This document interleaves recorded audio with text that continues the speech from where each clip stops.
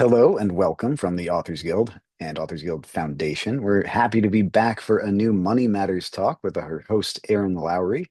Money isn't the worst. Seriously. We called this a Finance 101 talk, but as a lot of you expressed in the questions you sent in, there's also sort of emotional and psychological factors that go into not having a good grasp on your money. And I'm really excited to hear from Erin because she can speak to this topic very well.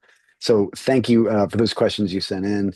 I want to welcome Authors Guild members, non-members of the Authors Guild. The Authors Guild Foundation is here to serve all writers. That's why we put on free educational programming like this. If you join the Guild, you can get your contracts reviewed by lawyers and other legal services related to writing and publishing, and a whole host of other benefits of joining our little club of 17,000 members. So check us out if you are not a member.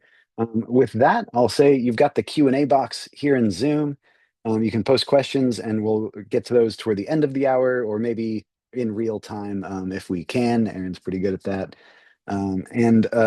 Happy New Year. If you're watching this later, I think the information is great, but I'm glad we're doing this at the start of the new year for anyone who wants a clean slate on this kind of stuff. With that, we have our host, Erin Lowry, author of the four-part Broke Millennial series, including Broke Millennial Takes on Investing, Broke Millennial Talks Money, and the Broke Millennial Workbook. Take control and get your financial life together. That sounds like a good pick. Erin's been in the New York Times, Wall Street Journal, CBS Sunday Morning, CNBC, Rachael Ray Show, written for the New York Times, USA Today, and Bloomberg Opinion. She's on Substack as well, of course, and we're pleased to have her back. Erin, I'll turn it over to you. Thanks. Thanks, Johnny. Hi, everyone. I'm so excited to be back with you. And I'm going to issue a little warning here in the beginning. Please get a pen and paper right now, or we're all on our computers anyway. You can open up a document, Word doc, Google Doc, whatever works for you. But in the beginning here, I am going to run through some exercises and really encourage you to actually write down some of the back and forth we'll be having. Also, I'll be going in and out of sharing a presentation. So sometimes it'll be just me. Sometimes I'll pull stuff up on screen. So, toggling back and forth, bear with me a little bit on the tech side of that. But just to get started here, I'm so curious what most people would think of as their emotional relationship to money. Now, obviously, we're not all in a room together. There's only so much you can share, but please also feel free throughout this presentation to put thoughts in the chat or clarify things in your questions to me. But one thing that I feel is always important to remember is that you kind of have two choices. Either you control money or money controls you. It really is that simple. Now, obviously, getting in control of your money is not necessarily simple, but it really comes down to this core tenet, is that you can be in control even when you are not making a ton of money.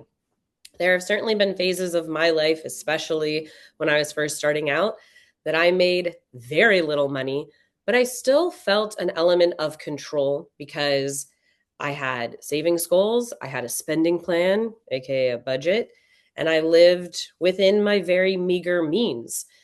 And I just designed a life that was able to do that. And then as my life changed, certain areas got to expand. But things aren't linear. There are times too where I have slow months or years and there go through contraction periods, but I still feel like I am in control of my money. And that, I hope, is, if you're not on that path already, the path we can get you on by the end of today. Now, one of the things that I feel like people often forget to think about is the fact that we focus so much on kind of the tenets and the principles of personal finance, your basics of you gotta budget, you gotta save, and you gotta invest, and all of that obviously is so true. But there's another piece that makes it, that is even more important. I'm going to argue that. And especially for a lot of us being creatives, authors and writers, I'm going to paint with a broad brush that a lot of us tend to think I'm not good at because I'm not good with numbers or I'm not good with math. That's not how my brain works. Well, I have great news for you. So much about money is psychology. So much of how we can control money has to do with our emotional relationship to money. So you just need to really fixate on identifying what is your emotional relationship with money. So we're going to spend a good chunk of time here at the beginning talking about how to identify that for yourself, what that looks like, a couple of strategies if you're maybe in a camp that doesn't relate to money all that well right now. And then we'll get into a few technical, more classical personal finance bits of wisdom about how to also be in control of your money. Now, grab that pen and paper, get those typing fingers ready. Money. When I say that, how does that word make you feel? I want you to actually write down a few words or a couple of sentences that describe how just hearing the word money makes you feel. I'm going to give you just a beat.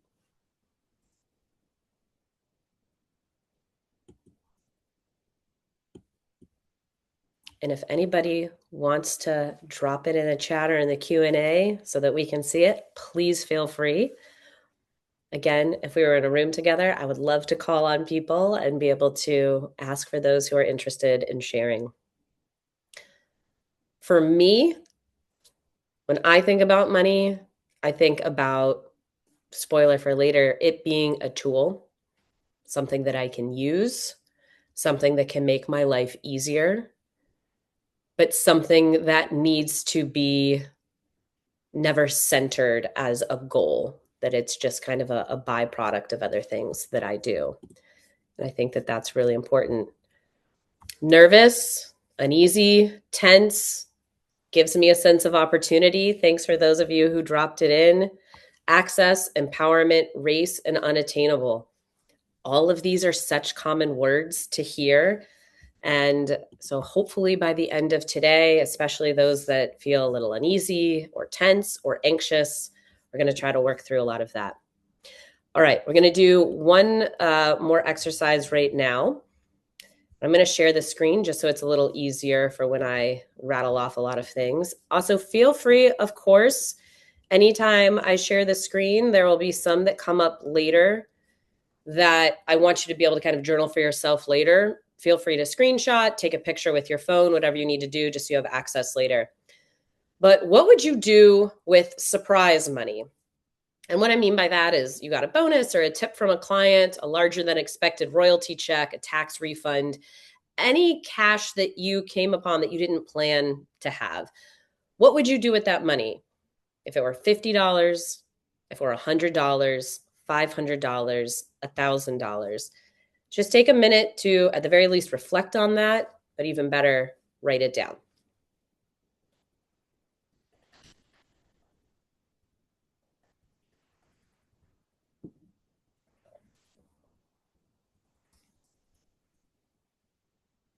All right, I'm going to take the screen away. So if you want to take a picture of this or screenshot it all, it's going to go away in a few seconds. So just giving you a little bit of a warning.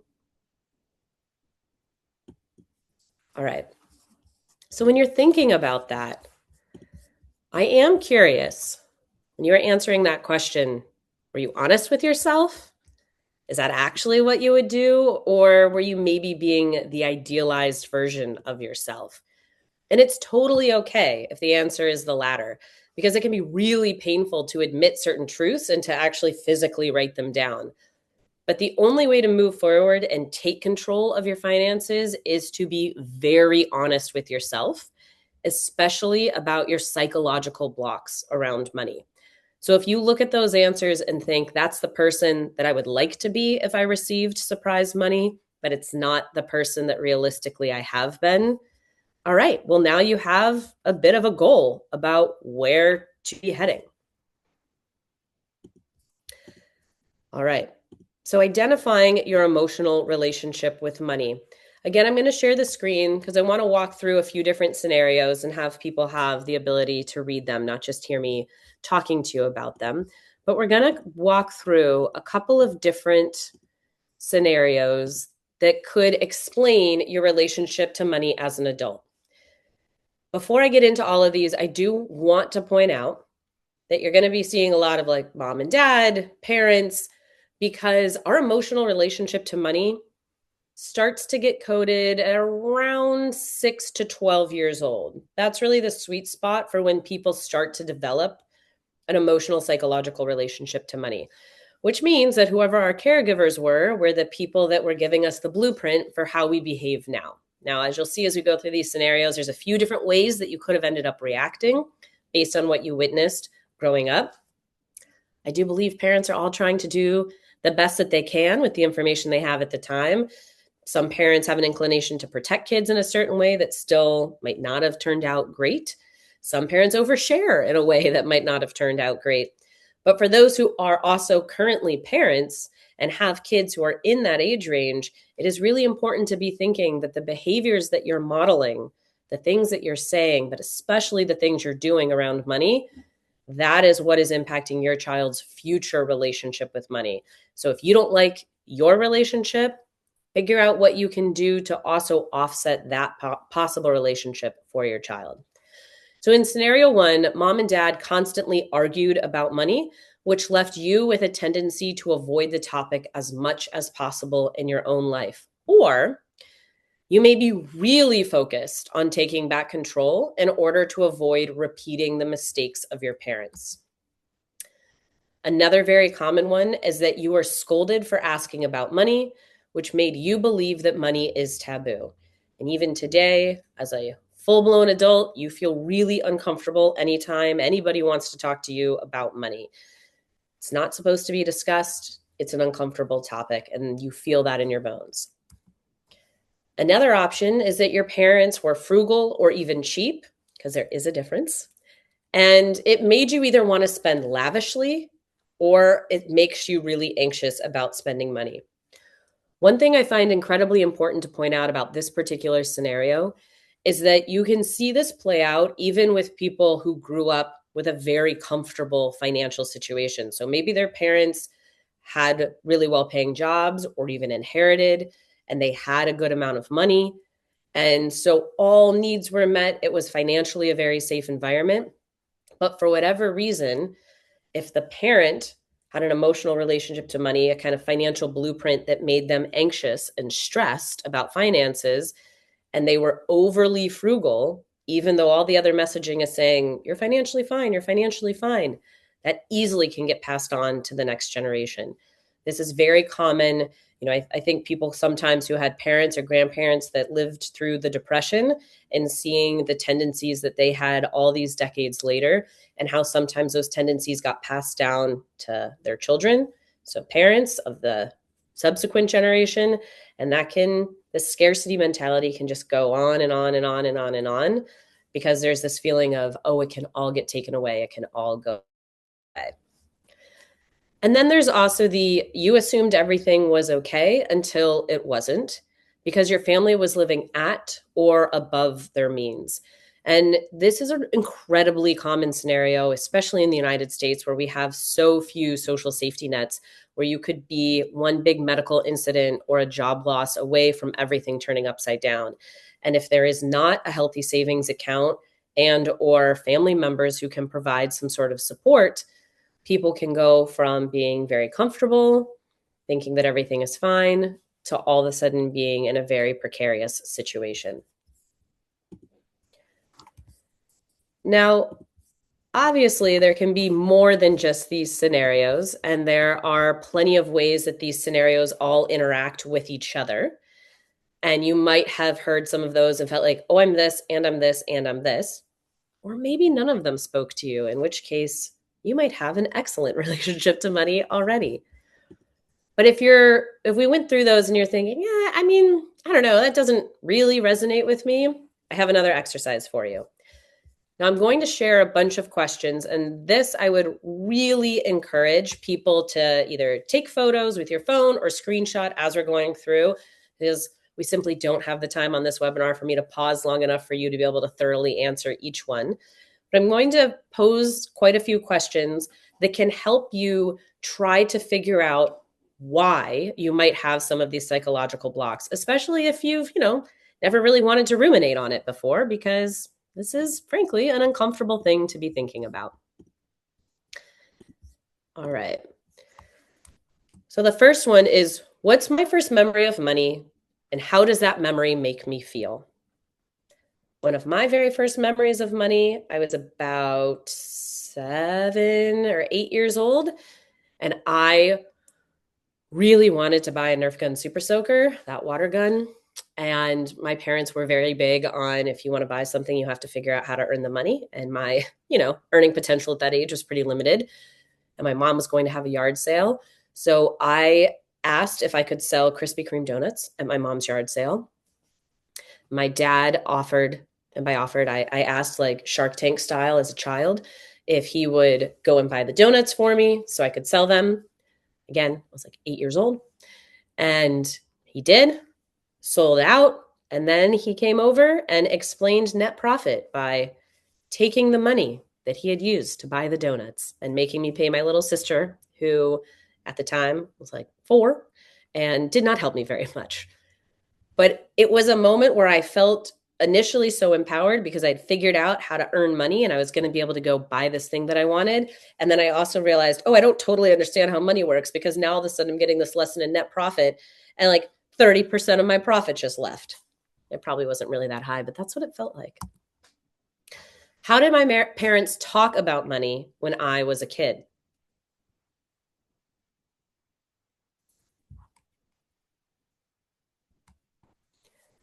Was I told asking about money was rude or inappropriate?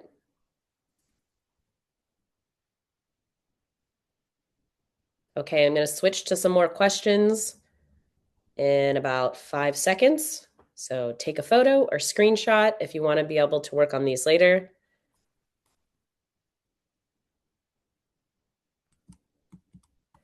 Did my family's financial situation make me uncomfortable around my peers?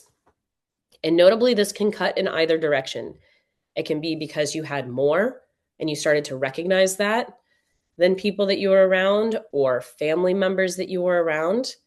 Or it could be the other way, that you had less than kids at school or your cousins. What are my financial concerns today? Why do I have these concerns? And when you're answering that one, I would really challenge you to try to analyze it from a little bit more of a psychological perspective than like, AI is really scary, because that's true. But is that the root cause, or is this tied to a different sort of anxiety around earning income based on what you witnessed growing up or what you've already experienced? Am I taking actionable steps to ensure my fears don't happen or to minimize the fallout if they do? Or am I just using avoidance? All right. So once again, I highly recommend taking a picture or a screenshot so you could come back to these later. I'm going to give you a few more seconds with them or to get that picture, and then we're going to move on.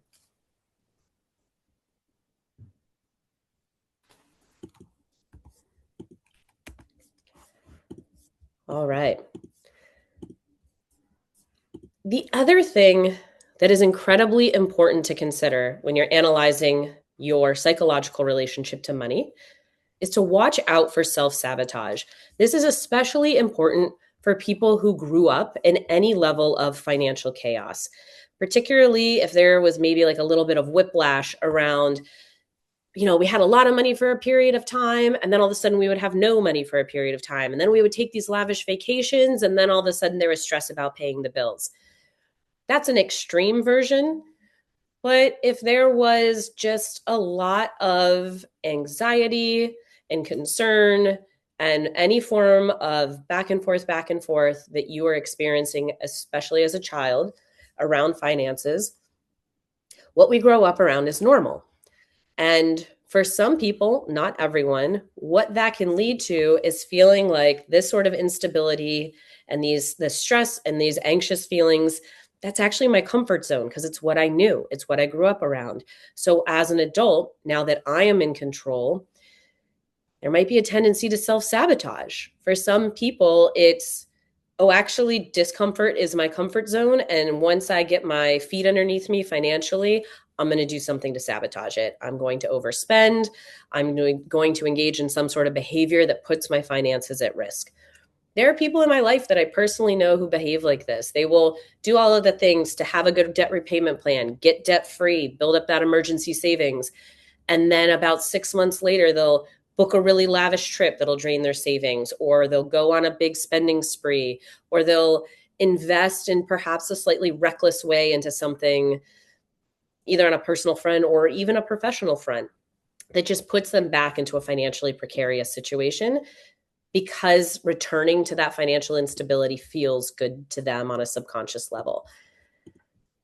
Now, obviously, if that's the level of psychological relationship you're dealing with, I would highly recommend looking into something like a financial planner. That is an actual thing. There are therapists that specialize in financial therapy.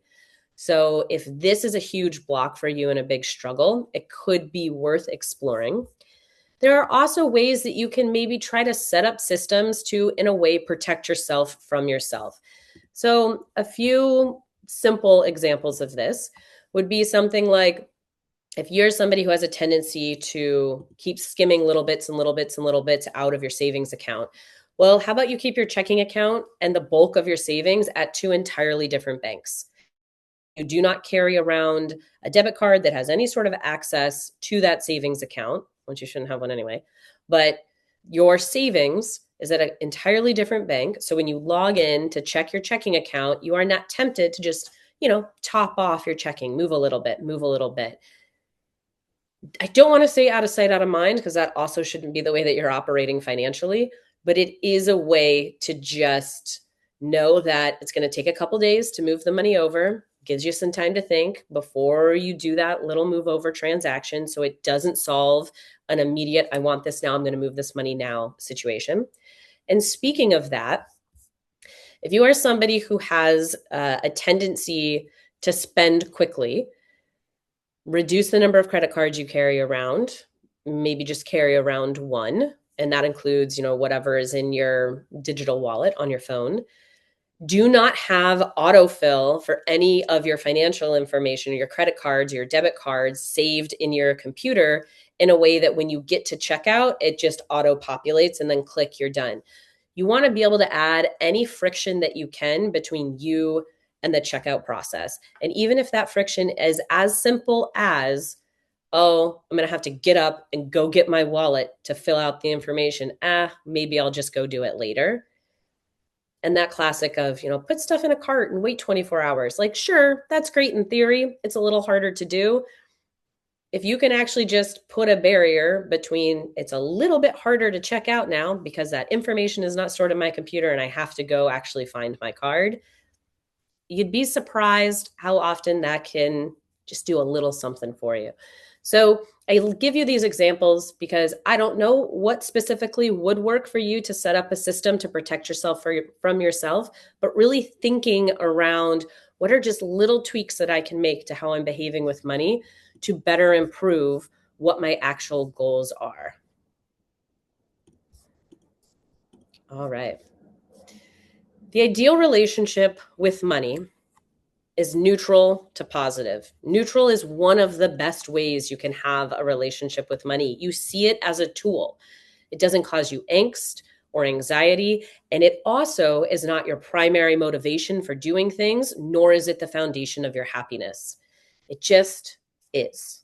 It is something that we need to interact with in life, but it is not a driving force, nor is it a stressor. All right. I know that's been a lot on relationships and money, the psychology of money. So we're going to pivot a little bit more into things that hopefully feel very actionable to get on top of your finances this year. Now, first, I want everyone to think about the fact that you have two very different types of budgets, and we'll go in and out of using that word, that you need to think about: your personal budget and your professional budget. You really need to silo these two things. Because what I mean by a professional budget is thinking about any ways that you invest into your business or spend money on, whether it is software that you use, financial professionals that you use, paying for your websites, dues for membership, all of these things, that's tied to your professional budget. But then your personal life also has a budget. So as creatives, self-employed, or entrepreneurs or authors, you have the lovely job of having to work at your financial life from two siloed directions. And you will keep hearing me reiterate this because you have to keep business and personal separate. If you have tuned in to previous webinars, you have probably heard me and all sorts of other panelists talk about the importance of keeping things separate when we are looking at the business side of our life. Our business life and our personal life financially need to be completely separate. You want to have accounts, checking accounts, possibly savings accounts that are specifically earmarked for business, and then you want to have separate ones that are just for personal. This includes being paid by clients into an account that is for business. Now, the separation also makes it so much easier to do things like track business expenses at tax times in order to take the appropriate deductions. And it is much easier to handle an audit and legitimize what is on your tax return if you have things completely separate. And also if you have a credit card that for your business that you then have all of your business expenses on, unless they're obviously directly taken out of your business checking account. But you want to just make sure that all of that stuff is separate. And depending on the structure of your business, if you are an S corporation, certain types of LLCs, you're legally required to be keeping things separate. Now, I don't want to spend too much time on both separating your finances. We have done previous webinars on that. Or I know a lot of times, one of the big questions that come in time and time again is what's the least stressful way for a freelancer to budget on an unpredictable income?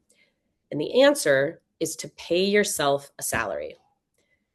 And a lot of times folks are like, what? I mean, it's variable. How do I know what to pay myself? I have done a full webinar exclusively dedicated to that question. So we are not going to spend a ton of time on it right now, but it is in the Authors Guild Resource Library. It is called Paying Yourself on a Variable Income. We'll make sure that's in the follow-up email as well. Johnny is also sharing it right now to the chat, so folks will be able to see that. But just keeping in mind that you have the ability, no matter the structure of your business entity, even if you are not an S corporation or an LLC, you could still set up an account that you have earmarked for business. Whether or not it is technically a business account by the bank, as long as you are treating it as such in terms of paying yourself a salary, that's really helpful because income is variable. We will have months that are really high earning months, and then we can have months where it's like, I made $1,000 this month. This is not enough to live on. So you want to make sure that you determine a monthly salary for yourself that is reasonable based on what you tend to make over the year. And you then can just distribute the salary from your business account to your personal account. And that is the information that you use to create a personal budget for yourself every month.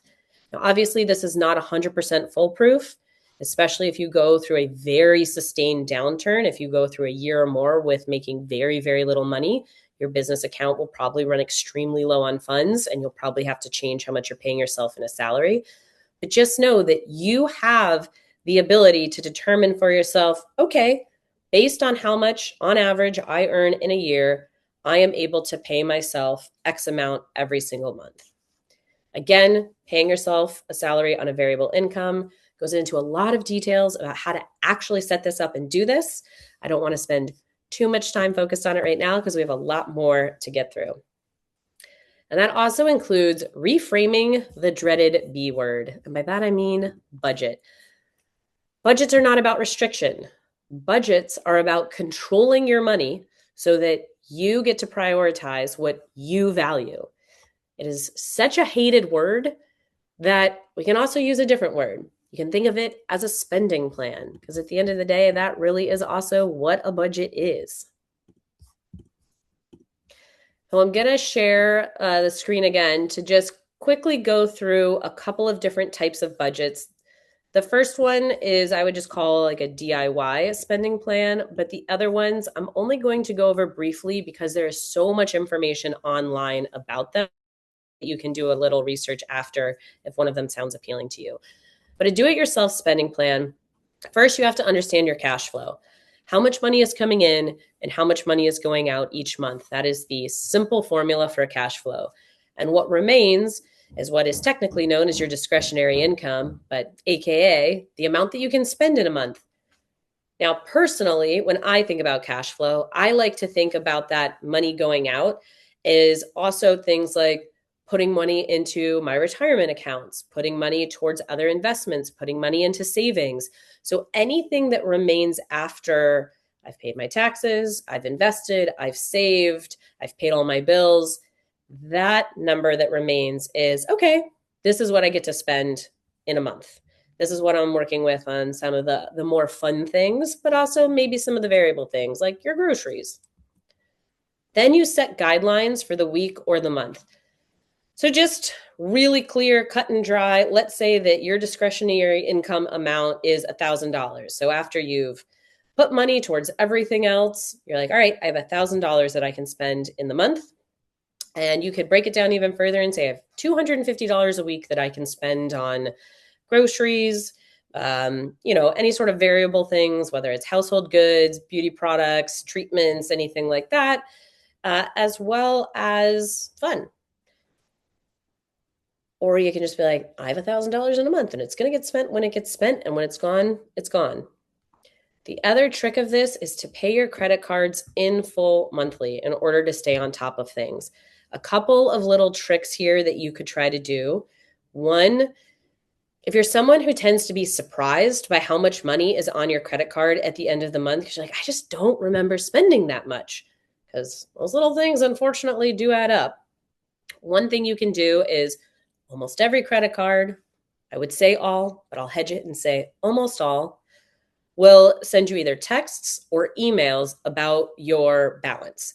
You could have these daily, you could get these weekly, but you can sign up. Usually if you go log into your account, it's under something typically called notifications, and you can just get a daily alert. I get a daily text message on every single one of my credit cards that says your current balance is, and it says what it is.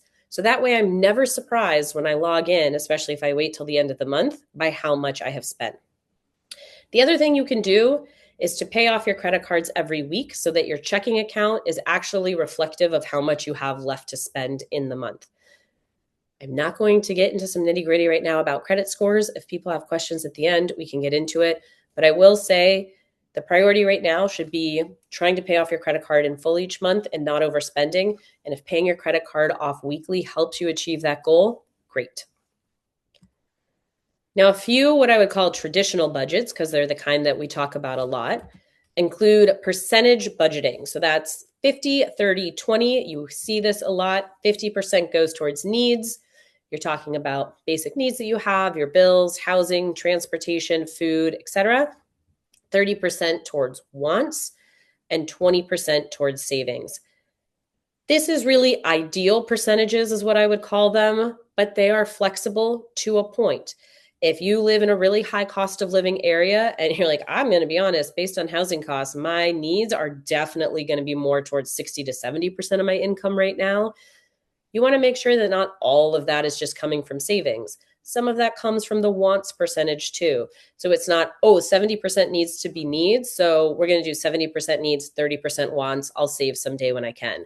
No, we got to downshift wants a little bit, make sure we're still putting some percentage towards savings.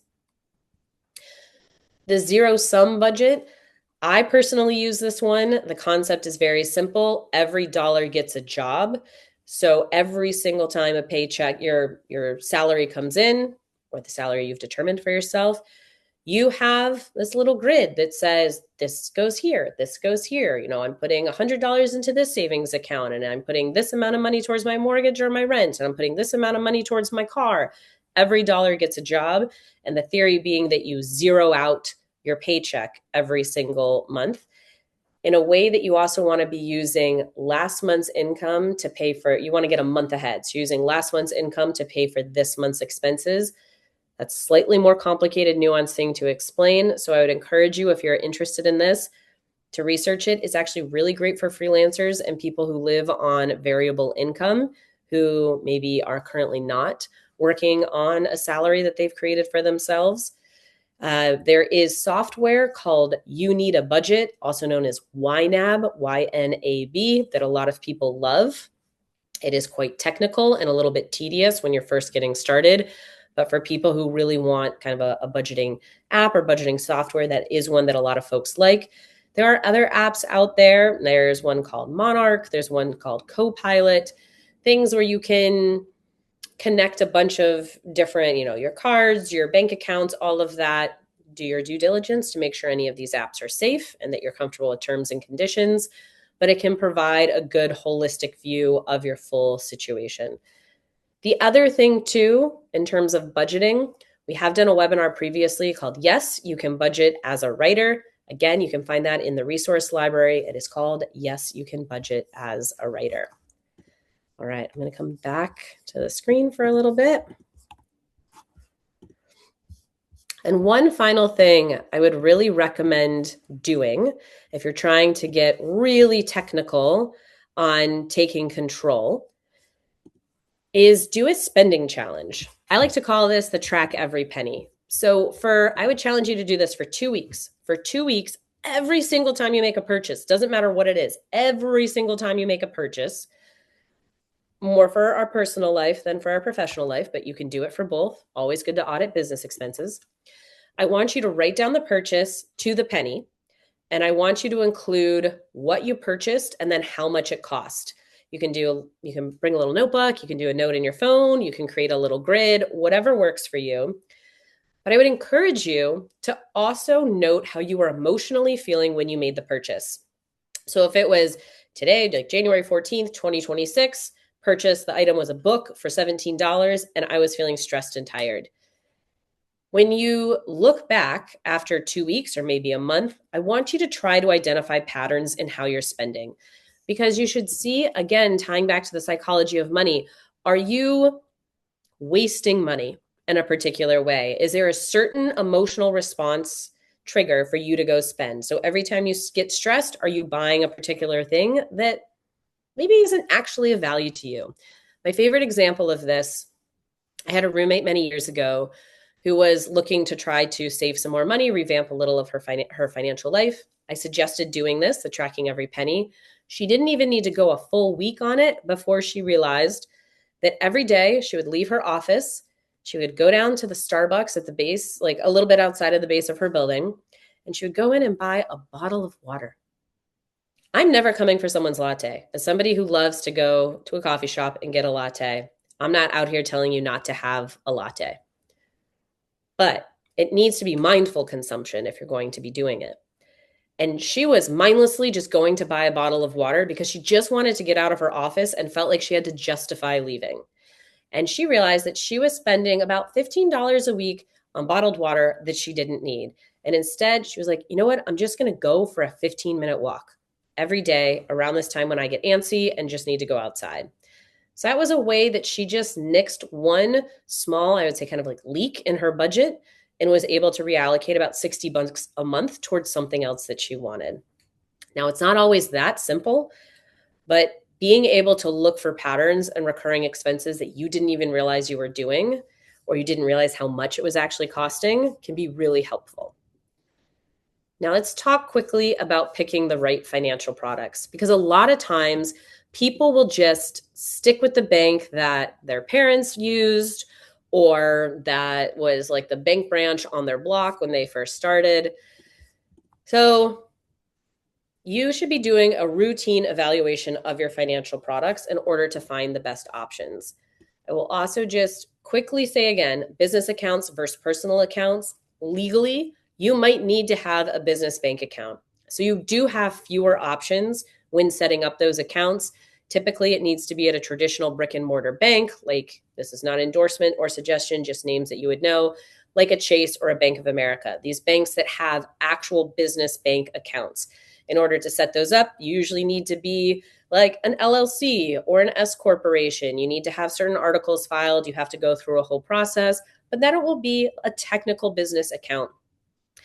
Now, if you are not legally required to have a business bank account, you still, like I said before, could separate by just setting up an account that you are like, this is for business for me. This makes my life simpler to have all of the money invested in or all of the money deposited into here, and then I will pay myself a salary from that account.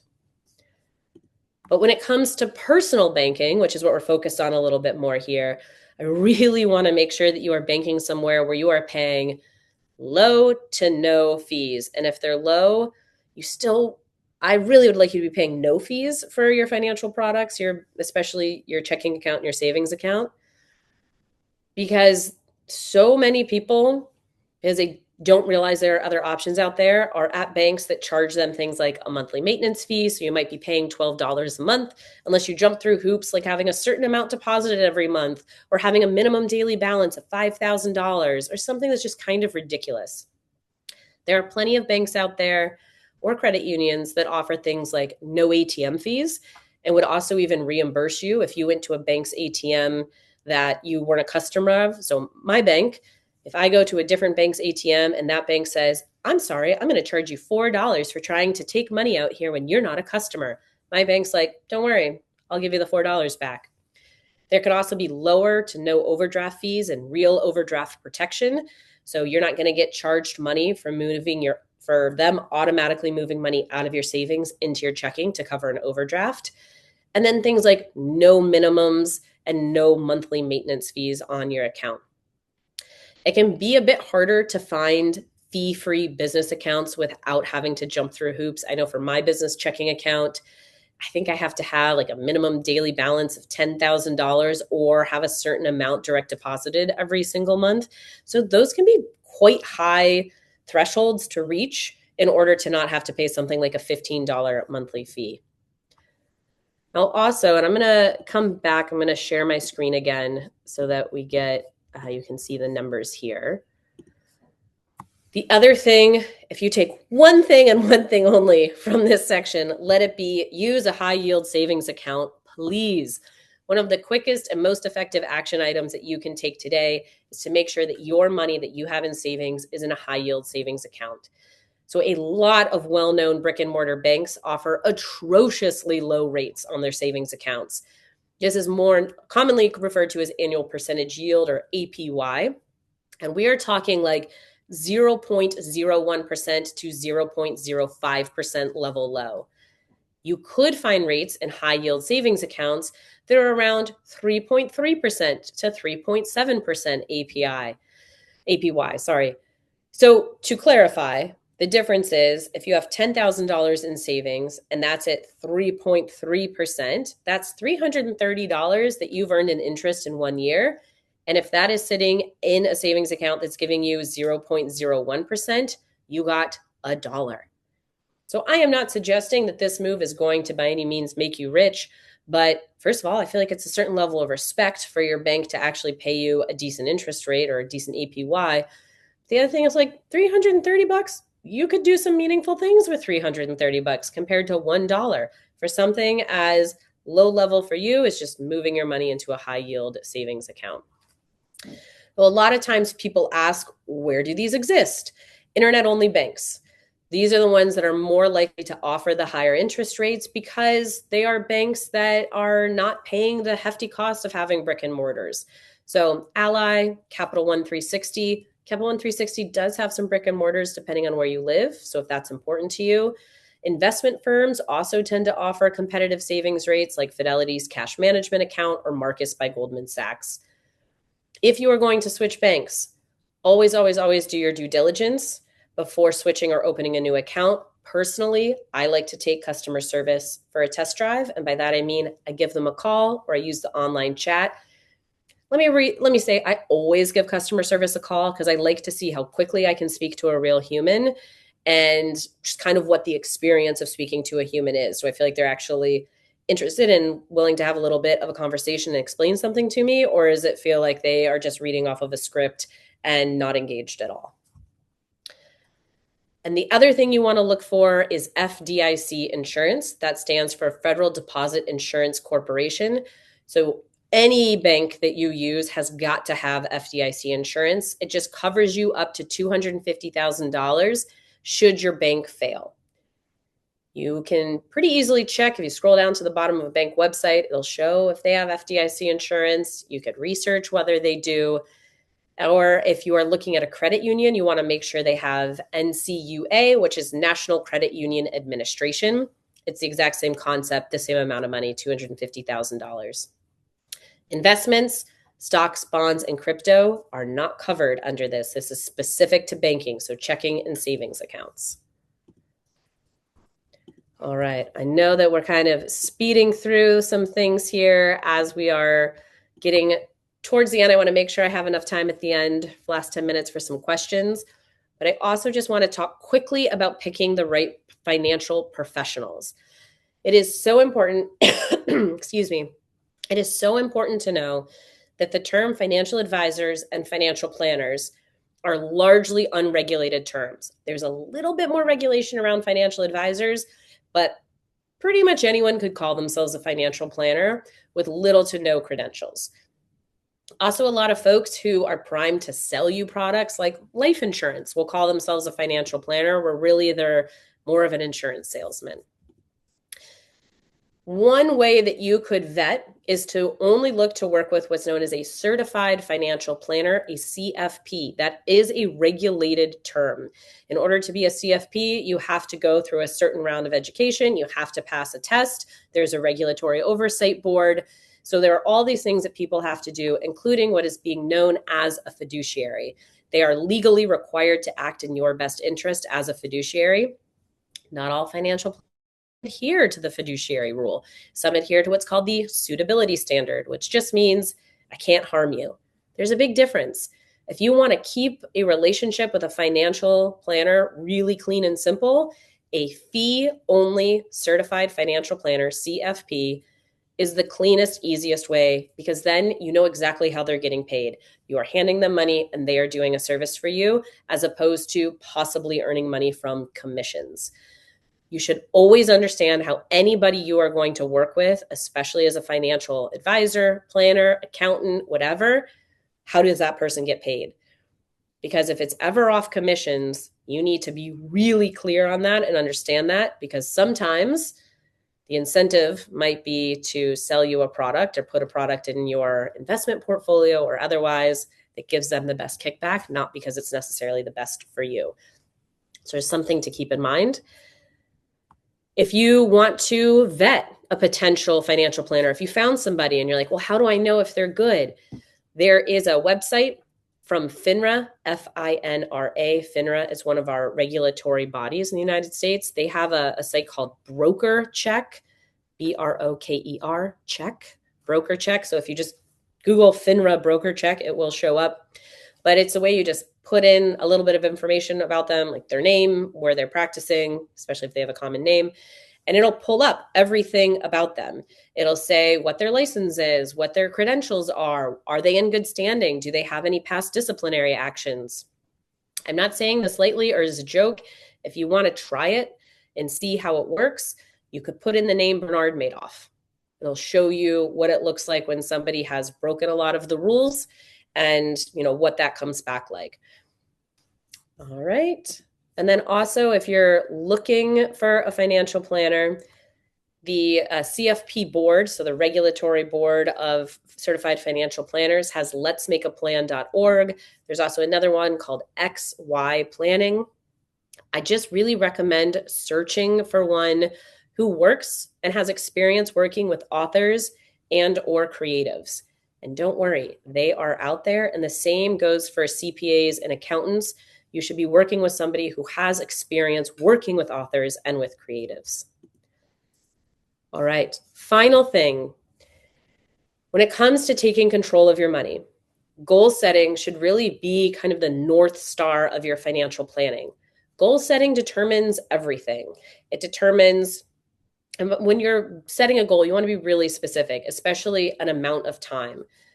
Because the amount of time until you want to use that money to achieve a certain goal, like whether it is buying a new car, a down payment on a house, going on your dream vacation, retiring, sending a child to college, taking care of aging parents, whatever your goal is, you want to set a timeline on it too.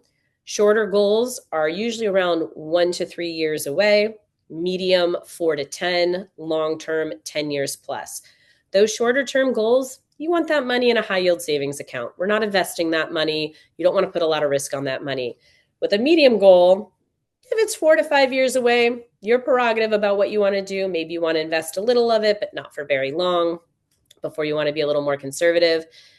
But the further away the goal, the more likely it is that you should be investing some or all of that money for your future, because that's going to do some of the heavy lifting for you, having that money invested, as opposed to just trying to save your way to a big goal. But really making sure that you are focusing on goal setting when you're focusing on taking control of your money. Your budget should be tied into your goals. Where you are putting your money every single month should be completely informed by what you are trying to achieve financially. Are you trying to pay off debt? Are you trying to save? Are you trying to invest for your future? Are you doing all three? And then I'm just going to share my screen quickly for a couple of quick savings hacks, and we will get to the questions. All right. First, automate your savings. If you work any sort of traditional job, especially, and you are getting a paycheck from that job, probably gives you the option to put a percentage of each paycheck not only into your 401k or any sort of retirement plan, but also you can probably split into going into your checking account and into a savings account. So if you maybe start with doing 2% of your paycheck into your savings account, and then every 6 months to a year, push it up by 1 or 2%. 2%, you're not going to notice much of a change in your paycheck. So same goes with trying to invest for retirement, putting money aside, incrementally pushing it up a little bit until you reach whatever your goal is, 10%, 15%, what have you. Takes a lot of the pain out, as opposed to going from zero, not saving or investing anything, to all of a sudden trying to do 10 or 15%. Another one is to set really actionable goals. So you want to be hyper specific. It's not just, oh, I want to save $10,000. Okay, but in how long? Because that will inform everything. If you want to save $10,000 in 4 years, that means you need to save $2,500 per year, which means $208.33 per month. So amount divided by months until your deadline equals your monthly savings goal. The more specific you can get, the better, which also includes nicknaming your savings accounts and also your checking accounts. Most banks or credit unions will allow you to change it from something like account 3764910 to South Africa, July 2027. It might sound a little silly, but again, with that idea of putting a little friction in between you and skimming money out of your savings account, naming it what it's for and reiterating that intention to yourself is really helpful when you feel inclined to just pull a little out for a today indulgence. Okay, you're right. I shouldn't do that because this money is intended to be saved for this thing that I am really working for and towards in the future. The last thing I will also say about savings is that it is not just about the amount that you're saving or the goal that you're working towards. It really is about building the habit. So even if it feels like I truly can only afford to save $5 a month, what's the point? The point is that you are building the habit. As you pay down debt, as you start to earn more, and you're getting yourself into the position to save more in the future, the foundational habit will already be there. So it's much easier to just start to put more away, as opposed to I never have been a saver and now all of a sudden I'm supposed to switch to saving 20% a month. That's a big jump, as opposed to the slow and steady incremental change. And honestly, the final big secret about money and taking control is being really introspective and determining what you value about money, and trying to be building a financial life and a financial plan that is in alignment with your values. And sometimes we're going to have to spend money on things that are annoying, basic part of living, or maybe a choice that got made by your previous self to take on a certain amount of debt. And you got to pay that off. But really also fixating on what do you value, what's important to you versus what do people tell you should be important to you. So trying to really be introspective this year and build a financial plan and therefore a financial life that is in alignment with you and your goals. All right. I know that was a lot and we don't have a ton of time left, but I will try to get to some of your questions. Let me see. Okay, so one that came in is, what do you suggest to do to change our mindset around money? What is the most effective way to do that? Ooh, I wish that I had a simple solution for that. But one, consume more content around money. And yes, some of the mindset stuff, just be really careful. There is a lot of I would say bad actors, for lack of a better term, in the personal finance space that will claim that they're going to be able to help you, whether it's manifest or what have you, a certain type of lifestyle, a certain type of finances. There is definitely value to trying to pivot your brain from a scarcity mentality to a more abundance mentality. But there's a difference between pairing a lot of this with action as well. But I would also research financial therapists, not just necessarily to hire, but to consume some of their content. So, a few that I really like, Lindsay Bryan Podvin. She has a podcast. I cannot think of the name off the top of my head, but I'll include it in the follow up email. Dr. Brad Klontz, that's Klontz. He has done a ton of work and research around money disorders, our relationships to money. Amanda Clayman is another really good one. A lot of them have YouTube videos where you can just learn a lot more about how we interact with money. And changing your mentality around anything is just slow and steady, learning more, consuming more content, taking small action, and also seeing what works for you. And knowing that it doesn't necessarily mean you're going to quote unquote cure it, but that you can learn how to control it in a different way. Okay, sorry. So many things are coming in. Somebody said, OMG, that's a thing. And I don't know to what that was in reference. I wish I did. Is a money market account the same thing as a high yield savings account? Not, it can be, but not necessarily, because a money market account, if it's invested at all or included within your investments, like if you have a money market account within your taxable brokerage, not the same thing. But if you are doing like a cash management account, that it, this is a little bit complicated. It can be the same. I would just keep it clean and easy and make sure that I would just go high yield savings account with a bank. If you're doing cash management account with something like Fidelity, just making sure that you're really understanding the difference between this is kind of like cash in my brokerage account where I am investing, and will there be any sort of taxable consequence of cashing out of anything and moving that money out? Am I going to get a tax form at the end of the year or not? You can always also call up customer service and ask, but it kind of depends on where it is. Oh, and somebody said about John Oliver does have a really great segment about financial planners, financial advisors. Definitely recommend watching. Oh, and Ramit is also great. Ramit Sethi, he has great books also about personal finance. I know he is a great guy. His podcast for those who are focused more on couples and money, that is great. I also say Broke Millennial Talks Money, also a great resource for that as well. Okay. Y'all have been so great. It is so hard for me to even scroll through all these No, comments trying to get to you questions. answered the ones I was ready to pose. Okay. Somebody asked about a couple people asked about LLCs. We have a good webinar on that. I think we might create more content around that, and that's definitely a good topic. If you have a quick answer to that, Erin, then that's fine.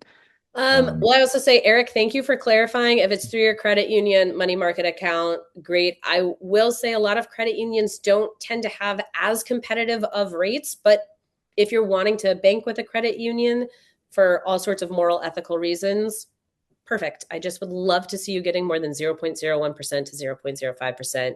And a certificate of deposit, if you're willing to lock up your money for a period of time, could be another good reason.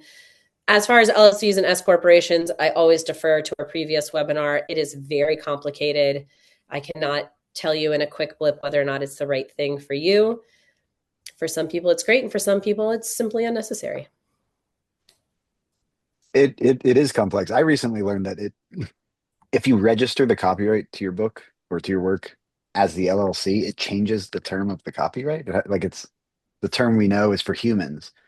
And so it's like 90 years instead of life plus 70. So if you're 25 years old and do that, you're like shortening how much your heirs would be able to profit from your work. not a huge concern, but it's worth That's good to actually, know. yeah, getting all these ducks in a row. I do have to say quickly in our final 60 seconds, Jennifer, thank you for this clarification. I don't know if you've been on my previous webinars where I usually make this PSA. If your money in your retirement accounts, please make sure it is invested. We use the wrong language. We say save for retirement. You should be investing for retirement. So if you log in and the word cash, money market, but cash management account or anything is where all of your retirement money is, your 403b, 401k, IRA, it means it's just sitting in cash and not actually invested. So please, target date fund is an easy way to solve for that. That is not investing advice, just something that can help get you started before you figure something else out in the future. Thank you, Jennifer. That's great. I once accidentally withdrew a 401k.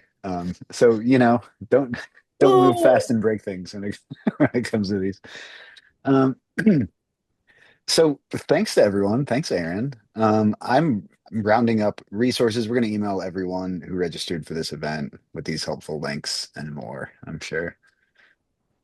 yeah, no problem. And thank you all, everyone, for tuning in and asking such great questions and giving such great advice. All right. Thanks, everyone. Take care and get in touch anytime.